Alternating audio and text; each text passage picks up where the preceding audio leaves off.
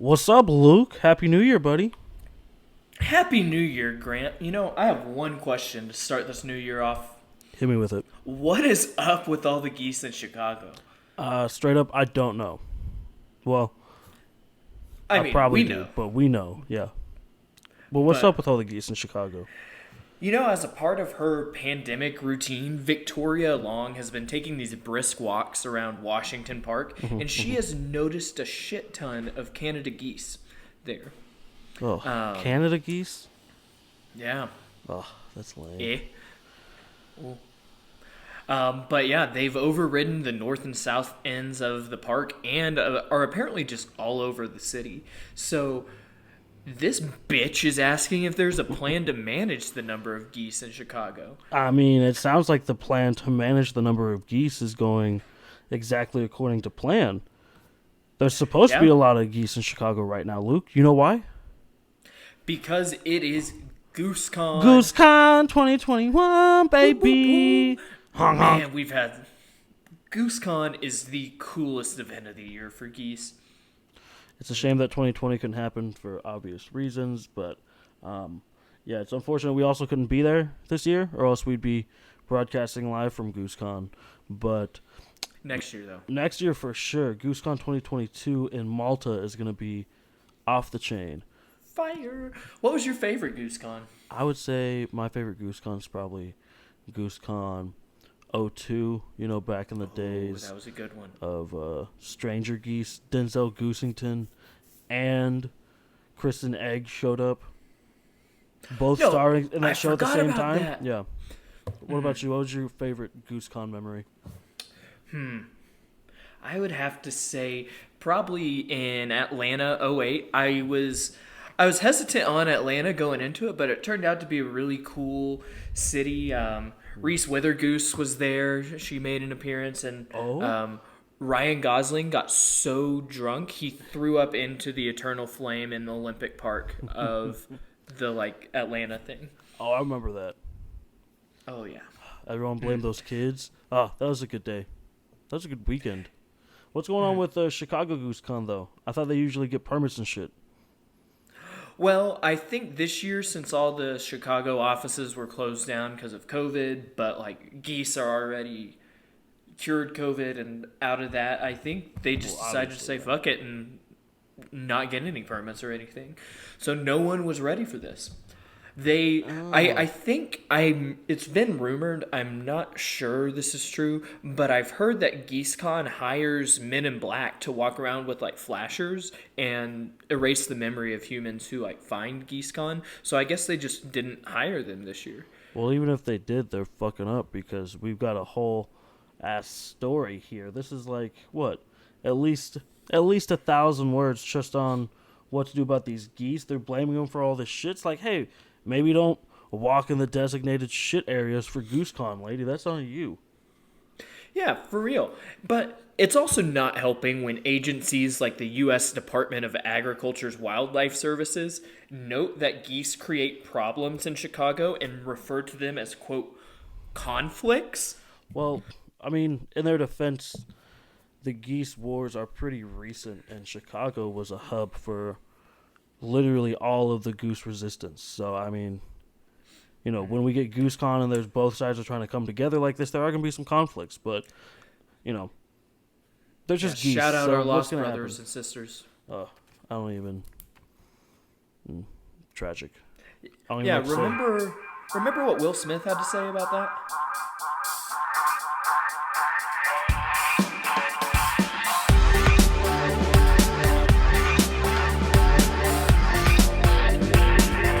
Welcome to the Unruly Geese Podcast.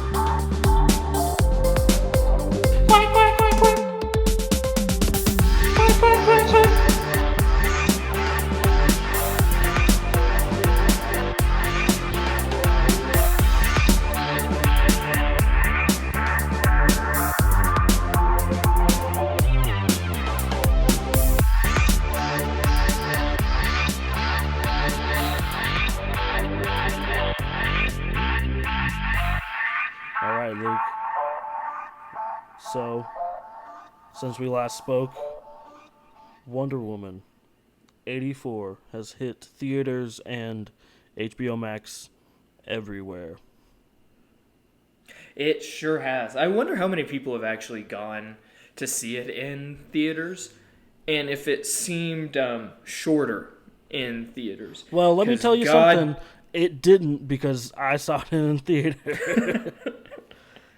I forgot you went and saw it in theaters, but God damn it, it ran every minute of its 2 hour, 30-minute runtime. But also, like, when I look back on it, I can't remember more than like a brisk 45 minutes, you know? Like, No doubt, no doubt. I rewatched it last night and ended up pausing it in the middle of that scene where they're in Cairo. Obviously, spoiler alert. But in the middle of the nothing scene happens. where There they're can't in be a spoiler Cairo. alert. But Oh, keep going. true. But when they're in Cairo and Lord's like motorcade ambushes them, I had to pause it there. That's like the halfway point of the movie. Yeah. And now that I think about it, I can remember like 17 minutes on either half of it.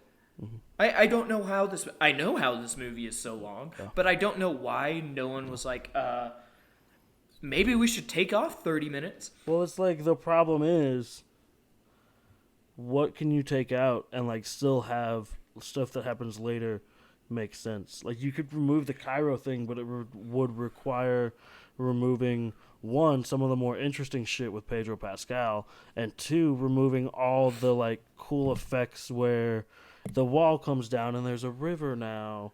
And like all that shit wouldn't make any sense at the end of the movie without him going there already, you know. So it's That's just not like, what I want to remove. It's more like the multiple scenes of Kristen Wiig figuring out she has super strength. Like that whole like 3 minute scene where she goes to the gym and like ends up like cleaning a bunch of weight above her head or whatever and then just walks off. Or the scene where Pedro Pascal's assistant like trails behind him for a while and then is like, "Oh, it's your son, it's your weekend with your son." Like you can convey that Pedro Pascal is a divorced dad with a son to take care of, and that Kristen Wiig has all of Diana's powers yeah, I in mean, a way more efficient manner. yeah, and like, okay, so just to give this some structure, let's start with like, we're starting off here with just airing grievances. There's so many issues with this. We probably should have set this up a little bit better, but they're like, it's all like little things too. It's little things that I feel like could be fixed by one big change that'll like domino effect everything else, which we can talk about in a little bit. But it's like the kid thing. I completely forgot about this issue that I had with it until you said this. Repeatedly throughout the movie, they use little kids as like a stand-in for writing one-off scenes with emotional stakes. Like they put these ridiculous looking scenes down where like this you can't really tell what's going on action-wise because of the directing or because of the CGI, and then they put a little kid in the middle of it and are just like, and that is just as a way to be like, yeah, we either think so little of our audience that they have to have a little kid in there to like feel anything for it, or they planned and wrote it so poorly, or just are so like limited in the way of looking at it. That's the only way they can get people to feel empathy in those moments. But it just comes off like pandery and frustrating. It's so dumb. Especially since the whole first hour of it really seems like a Tarantino Once Upon a Time in Hollywood-esque movie where you can kind of see the stream of plot running throughout it, but it just feels so disjointed and doesn't really fit together, which works when you're making a movie like Once Upon a Time in Hollywood, but doesn't work when you're trying to do a superhero blockbuster. Well, I mean, to like, yes, I agree with you, but also look at like Infinity War. There's like 8 different storylines going on across that movie.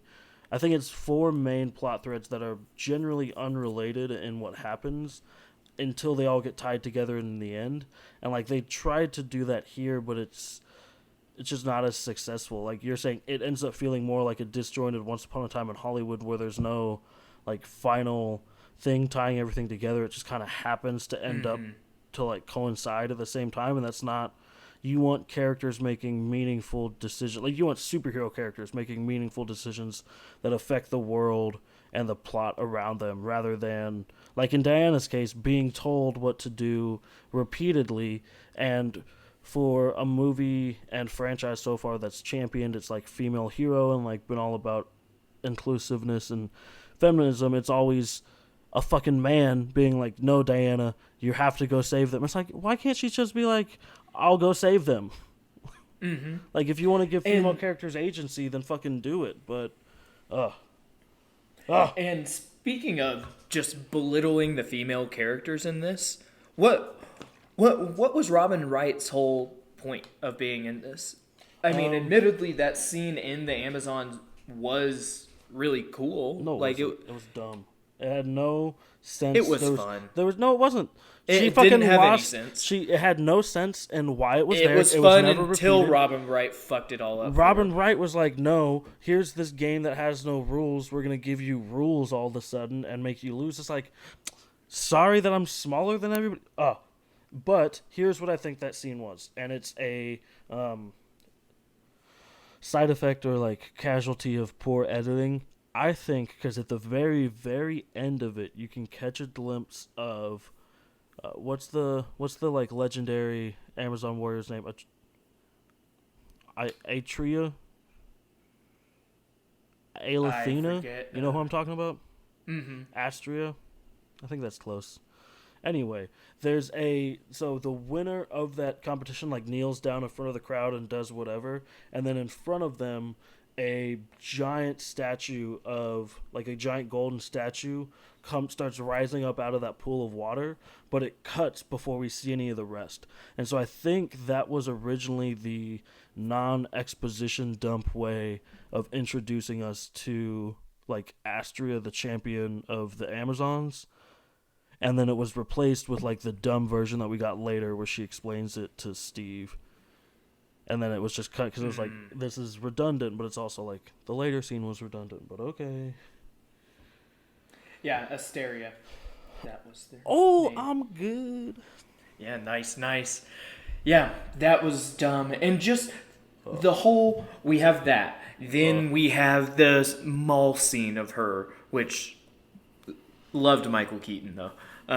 It was like, then you have her in the Smithsonian, and like we kind of get a little plot there with Kristen Wiig, but then it immediately pulls us back out into the whole Max Lord running through the office bit. It just seems like discombobulation after discombobulation. I agree, but I feel like the discombobulation and like the shift in tone comes in the Diana parts. The Diana and Steve parts are like the ones that betray the tone of the movie, because to me the Max Lord, it's like every scene he's in screams like 80s business culture, like the suit, the look, the hair, obviously, but then just like the rings, like the office he's walking through in the beginning, the way he's doing deals, and like the cars they're all driving in and shit. Like everything to me about the Max Lord scenes was obviously made with the intent of being in like an 80s movie, whereas the Wonder Woman shit was like probably some variation of like, oh, well, she's a timeless character who means so much more than, and it's just like, and so, because like to me, I would trade every Steve. We haven't even fucking talked about Steve yet. I would trade every. Yeah, I was about Steve to say, would Diana you put scene? Steve under an issue? Yeah, 100%. Steve is. Me too. Steve is my one big fix, actually, because for a number of reasons. We're not going to get to yet because we haven't gotten to our one big fixes. But Steve is a huge issue just based on the fact that Diana used this other guy as a fuck puppet for like a week and a half.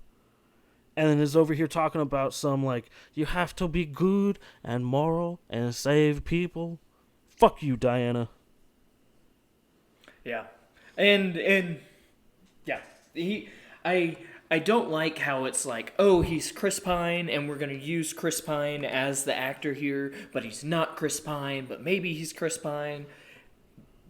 That whole thing just could have been done way better. It's also like they don't know how to write a monkey's paw wish story like that, because she has two monkeys, but like Steve didn't get. They treat it as if Steve's wish was to come back, even though he was already dead, because it's like Steve gets to come back, but he replaces someone else. Diana gets what she wants, and she loses her powers. So it's like it treats Diana's one wish as two wishes to service the plot of Diana losing her, but to basically like give her more of a reason to give Steve up rather than her just deciding it's the right fucking thing to do. Like, to me, this movie screams like Patty Jenkins, who wrote it, with Jeff Johns, who I don't think probably really served much in like the writing, just more like a consulting on the histories of the comics. It screams like Patty Jenkins after the first Wonder Woman, which was all right, got way too much control over like story and action directing and art direction. And like you can be a great director and still have weak spots in those places. But if you surround yourself with yes people or yes men, yes women, I guess, then it's still gonna turn out like fucking shit. It's just that's what the entire movie screams to me, because it's like the directing is good, but the action direction is rough, the CGI is rough, the writing is rough, the music is non-existent, even like the colorization is nowhere near what it's being advertised as. Like it's the final fights in pitch black. I don't know, man. It's just Yeah. So here's a question for you. What do you think about the quick deterioration of Pedro Pascal being like, I need an audience with the president, to being on this remote island in broadcasting to every TV in America? I loved everything to do with Pedro Pascal. I feel like this is the first DC movie where everything that happened with the villain was infinitely more interesting and more rewatchable than anything that happened with the heroes.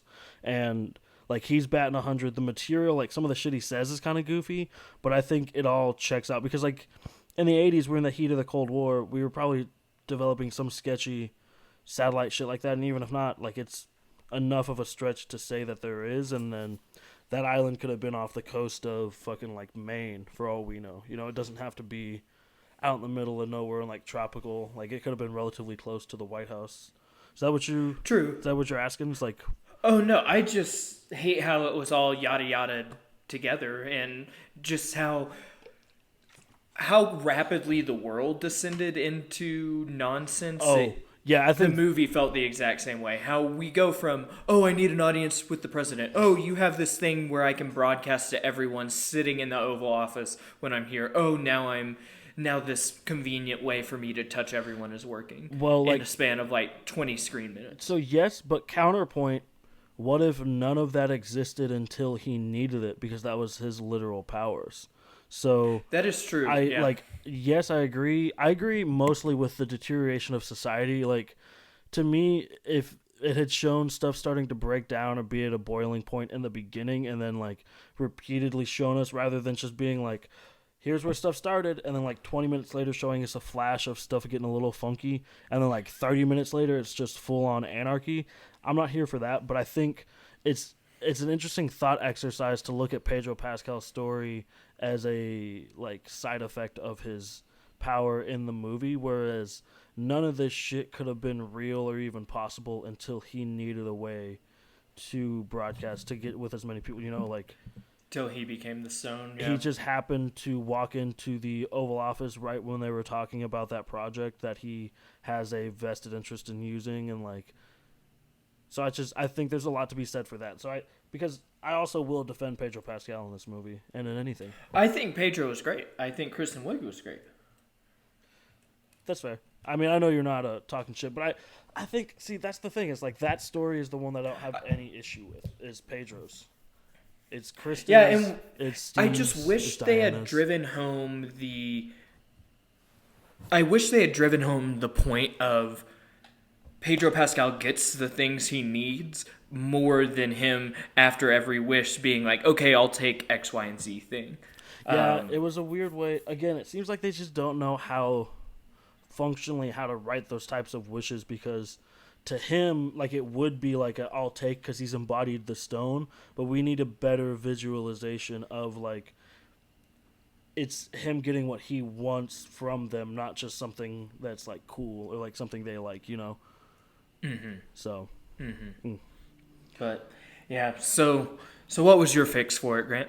so my one big fix to the script comes with the Diana and Steve relationship because I think that it should be so that basically remove the like Diana Barbara connection and the powers, just make it so that Barbara wishes she was like Diana earlier in the movie, and then Diana's refusing a wish to herself. She starts to see that it might be working, and just gets like weirded out. It's like, no, like I know what I want, but I can't.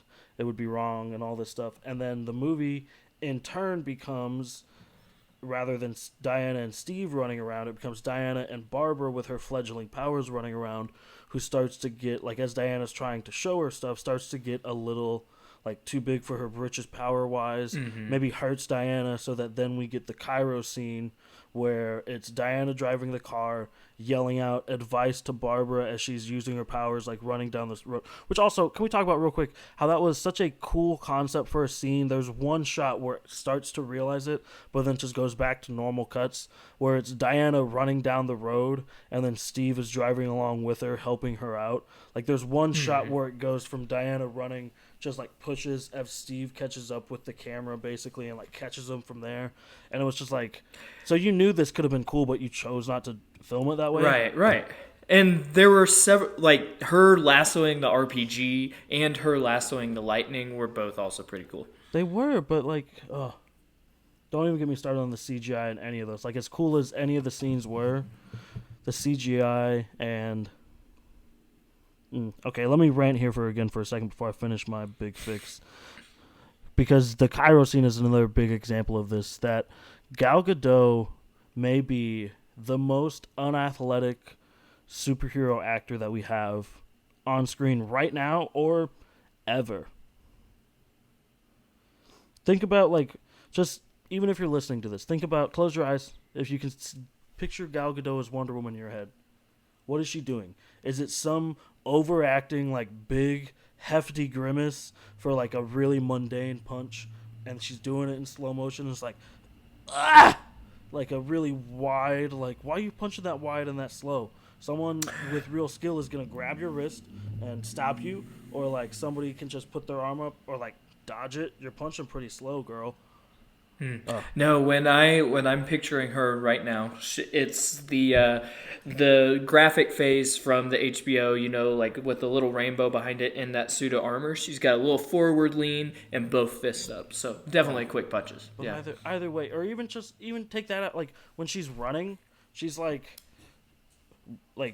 no one else can see me but you. But describe what I'm. She's got like elbows out. She's like rowing her body through the air. It's egregious and it's dumb, and I wish somebody would train this woman how to run and look like a superhero, not like a toddler with potato legs. But anyway. So anyway, the movie then becomes Barbara and Diane going through, and so then Barbara's like betrayal of Diana later in the film actually means something, because then Diana's fighting by herself and Barbara has turned on her, and then she still goes with that Asteria armor on, and she's like, nah, I'm gonna be the final stand for truth, whatever bullshit she'll say that will actually mean something in this moment, because she's walking the walk and talking the talk. Squawking the squawk. And then it ends with, in the third act, whether it's, you know, when she first confronts them or as she's confronting them for the final time, Max is finally like, I can give you what you want, and just makes Steve appear without her having to wish for it. And so then she's like, oh shit, maybe this is what I want, and thinks for just long enough to give us doubt that she's going to do it and side with the bad guys. And then she's like, nah, I can't. And Steve's like, I know. And then she fucks shit up. And then you return all the agency to her. You make all the fucking relationships and betrayals actually mean something, and you don't overuse a relationship that she had for 3 weeks 70 years ago. You forget how little her and Chris Pine actually knew each other. Like, yeah, I guess they fought war together, but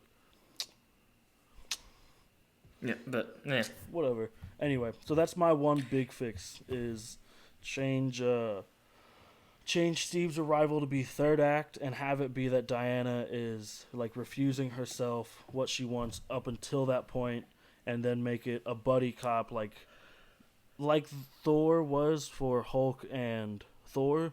Make it that for Barbara and Diane. Nice. So, I what's your one big fix, baby boy?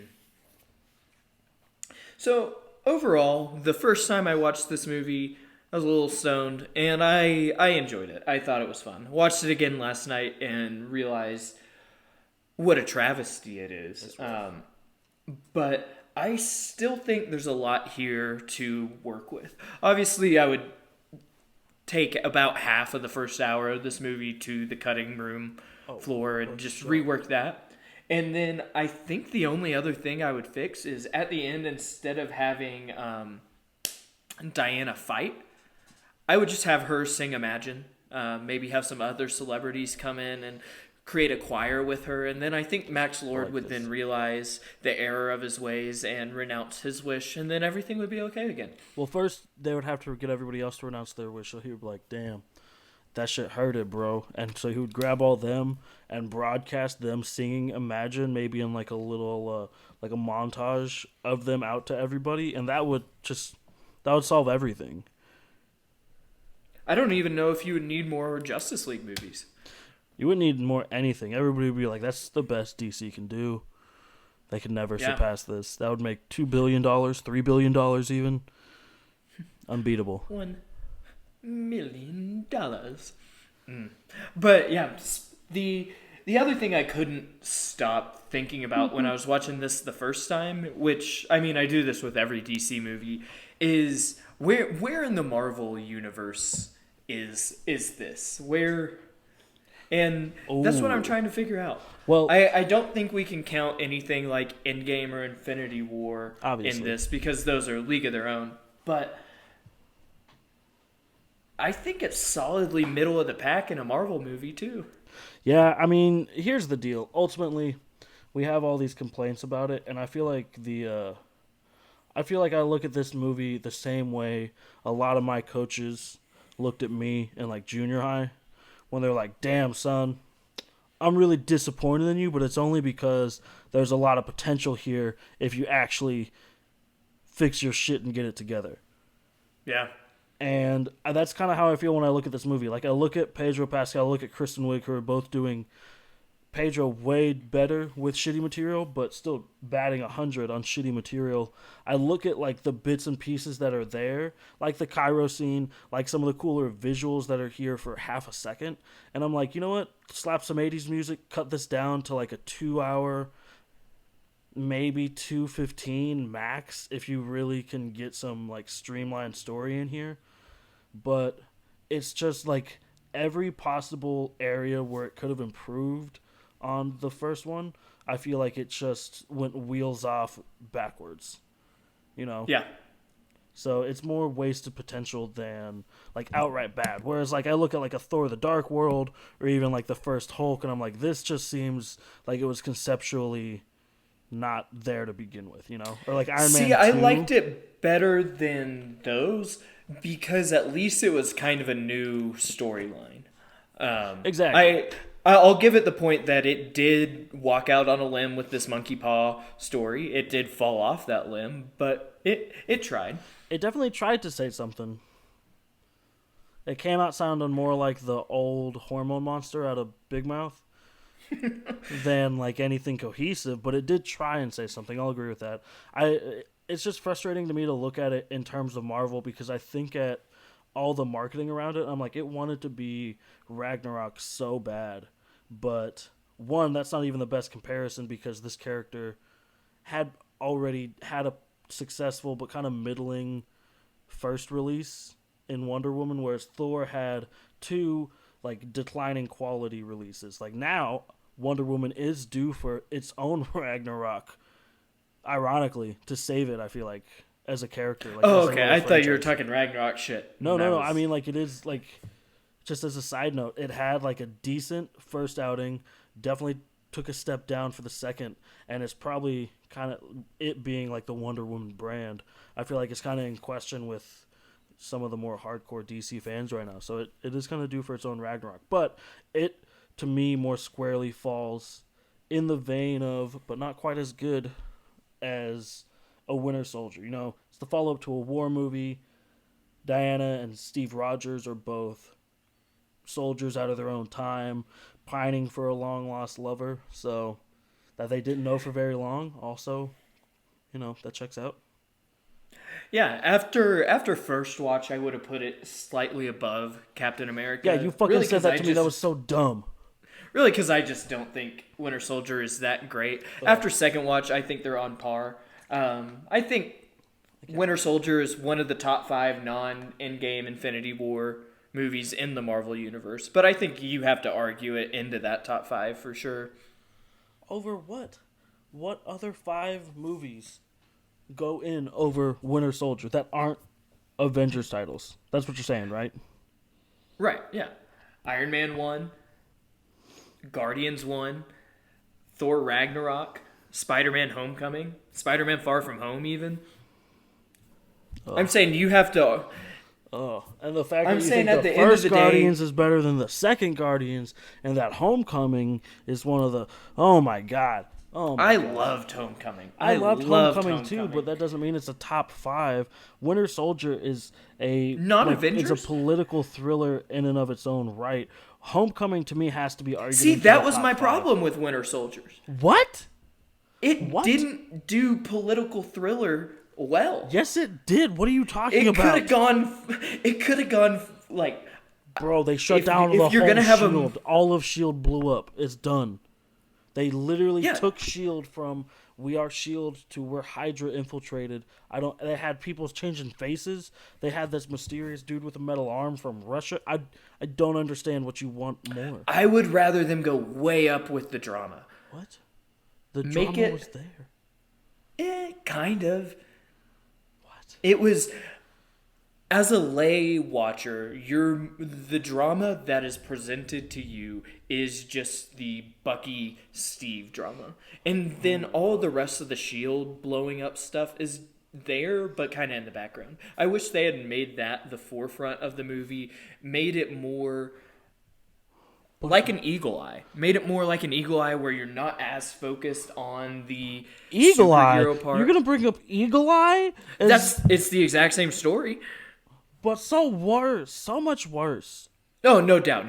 Eagle Eye is so much worse. But I would like them to have minimized the superhero element of this and maximized the political thriller element of Bro, this. they go out Made in it- street clothes. Captain America wears a it's hoodie. still- What else do you want, bro? It's still through and through a superhero movie and the least attractive Chris Evans in any Marvel franchise movie. I'm shook. I don't know. I don't have know how anything. you can debate that this is the least attractive Chris Evans we get. Fucking. How about the Ellen fake blonde tips version of Chris Evans that we get in Age of Ultron?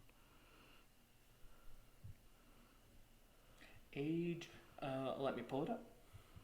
Oh my God, I don't know what to say here. I think we should get back onto Wonder Woman and DC here in a second after you see this horrible version of Chris Evans. But oh my No, God. I like this one.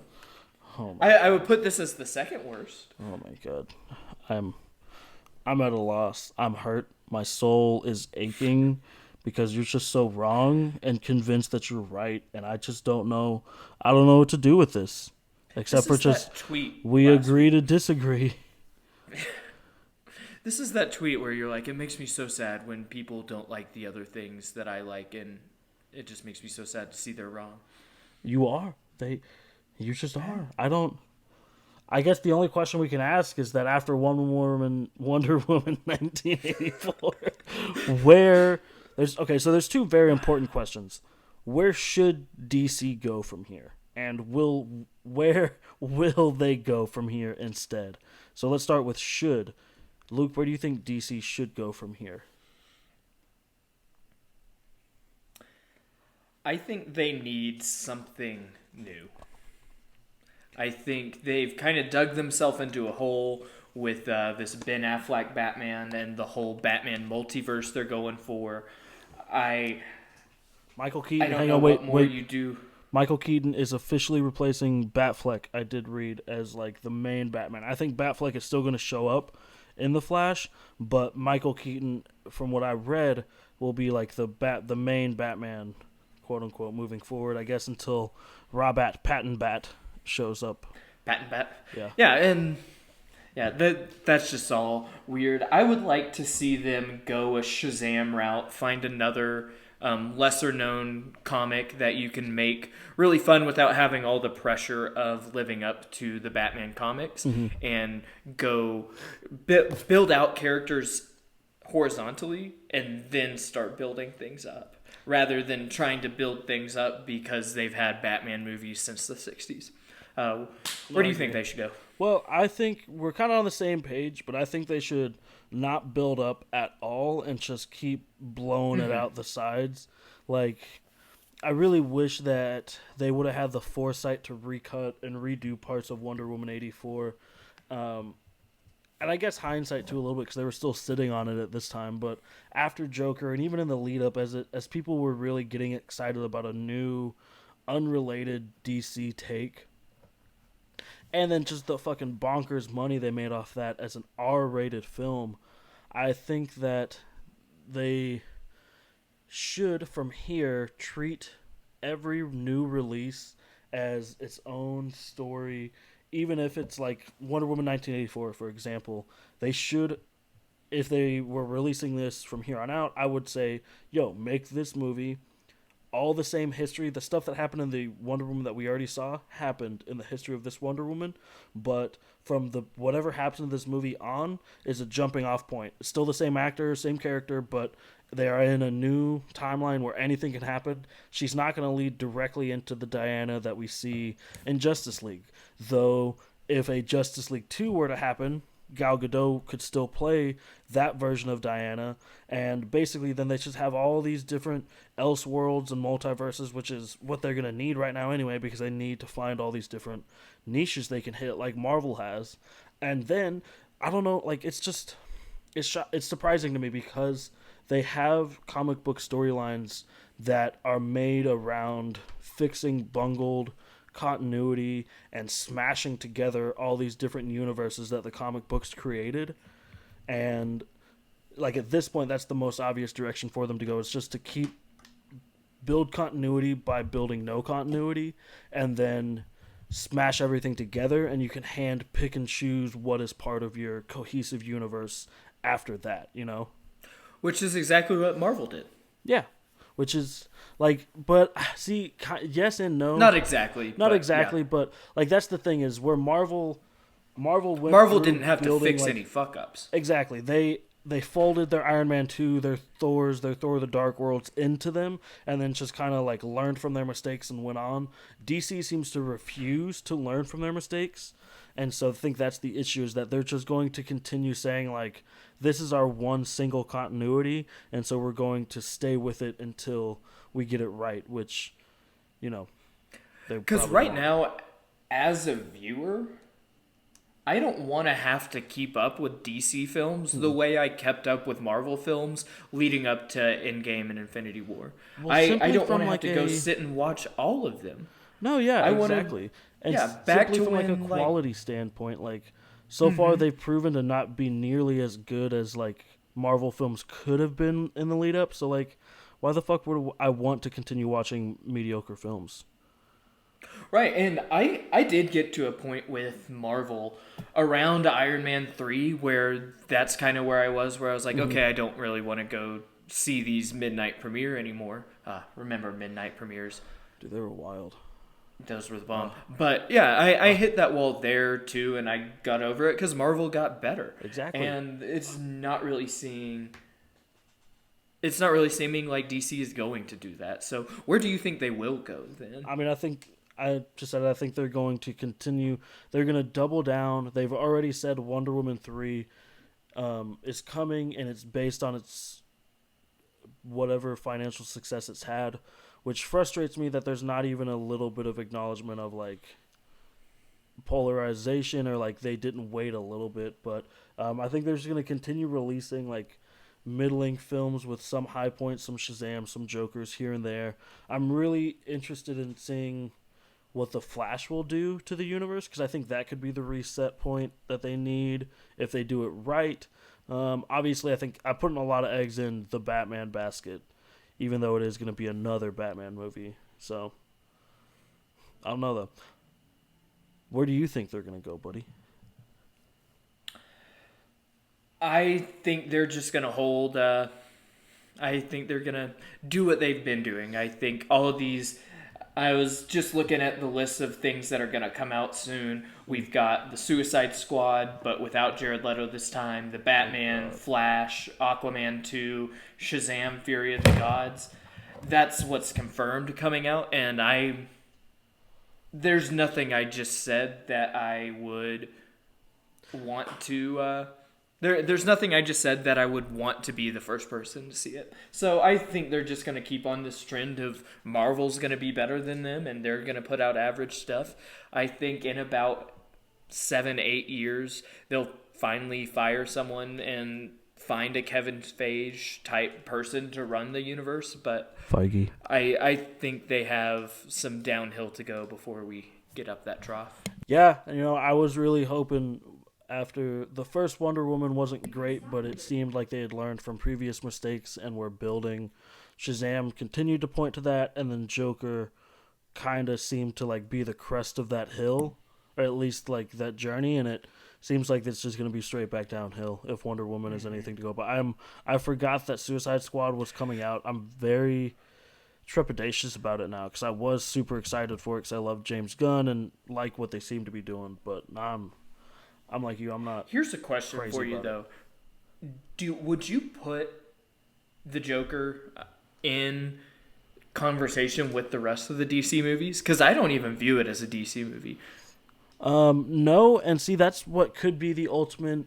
Like that's what could be the changing point for them, like the turning point for them compared versus Marvel. And I wish they would just go for it and just release Elseworlds films so they can have their Wonder Woman 1984s, and that can be their big like Ragnarok bombastic action movie, but it also doesn't have to stay related to any other continuity. They can blow the doors off and let it be what it needs to be, but then you can have your fucking genre like character study style movies. You could have like I'm trying to think of, you could have a Batman movie that is just a detective movie, which it seems like what they're leaning towards. Like you can have your more niche. It's like not even niche because it's just like an oddball combination of genres almost. Mm-hmm.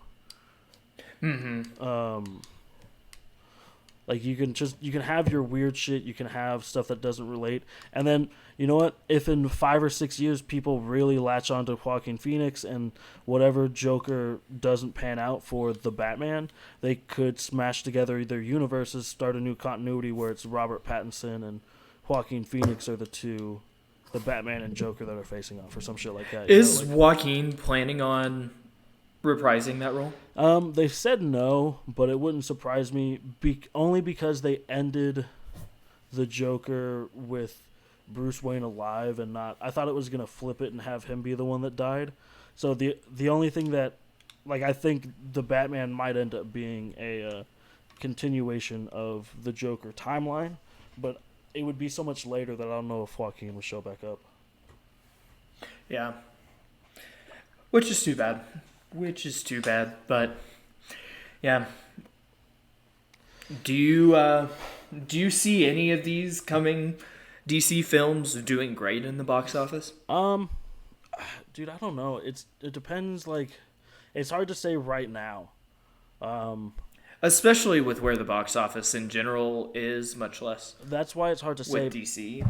But as someone who I would consider myself a fledgling box office expert, because I did keep up with it weekly for like 2 or 3 years straight. So my guess is that had everything gone to plan, Wonder Woman would have released in summer of this year, correct? Yeah, because it was first going to come out in March and then August and then October. I think based on the name alone and the sequel and like how much people loved the first one, even though it was questionable, I think it would have made upwards of like it would have pushed 2 billion by the time it was out, and then regardless of quality, that I think would set the stage for everything else, making at least like 750 million, which against the budgets they have would be decent.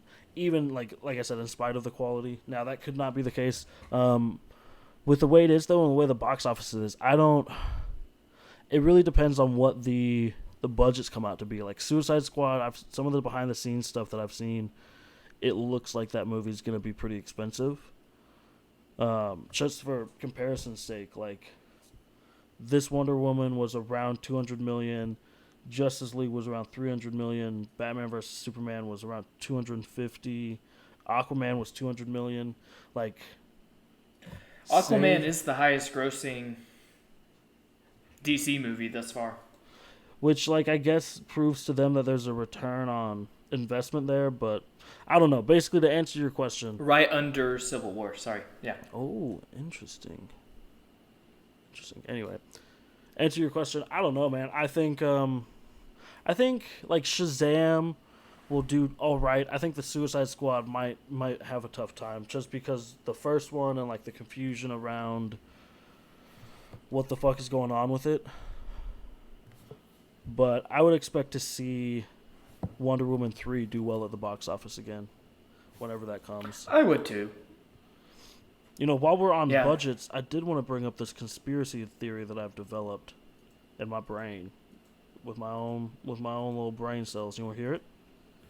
Yeah. Let's hear this big brain idea. So basically, we just read off all those budgets for you there, and they're ballooning quickly. But DC films still consistently have some of the worst CGI in big tentpole releases. Now that could be attributed to time rather than money, but if we look at Wonder Woman 1984, it's not money because the budget was 200 million, and we know for a fact none of that budget went to any licensing deals for toys that appear in there as like a nostalgic kick or songs, even because there's fucking Rio. Hans Zimmer did the soundtrack. Yeah, well, I mean, I'm saying like So licensing deals. Like Hans, Oh, yeah. I'm sure he's a pretty penny, but it's not going to be like enough. Oh to no, I was sway just your saying budget. that why you don't need it if you have Hans. Well, I'd argue that that is not the case because it's called Wonder Woman 84. Like, at least have like you can have Hans be killing it, but also we need some 80s music. But that's besides the point because we know it wasn't money for all those like the money Yeah. would have gone to visual effects. We know it wasn't time because this movie was originally set December of 2019, moved up to November of 2019, and then delayed to 2020, and then just delayed out until Christmas because of COVID. So they set on this movie for basically, we can assume at least 9 months without doing any sort of visual effects upkeep or just check-ins on it. So we know it wasn't time either that stopped them. I think that all of this is obviously proof that Warner Brothers and DC is both okay with and possibly endorsing the release of middling films so that the polarizing, over-the-top reaction will hide the fact that they're making more money with sketchy accounting on quote-unquote flops than they would Ooh. with big box office rollouts. So, thoughts? It would explain the Yeah. consistently shit releases. Yeah, the first thought I had is last night when I was watching the first like 10 minutes out on my balcony and then came inside and started casting the movie to my television, and it was still in that it was during the big Olympic thing at the beginning. Oh. I was shocked at how bad It looks so bad, dude. the picture looked. And I couldn't tell if it was just because my TV had just turned on or if it was bad picture, but it was bad picture. So I think this does make a lot of sense. I don't know. Yeah. That's it. I don't have any other proof other than a meme that I saw calling out DC movies for their shitty CGI, but I was like, huh. Well, if you connect a few dots there, that makes a little bit of sense. There's some Wayfair cabinets involved there. They probably go through the Denver airport. Holy shit, dude. Maybe through the grassy knoll, too. Don't even bring up the Denver airport. We don't need to invoke that shit here. So we'll do a Denver airport episode. No! I'm flying south. Swag, swag!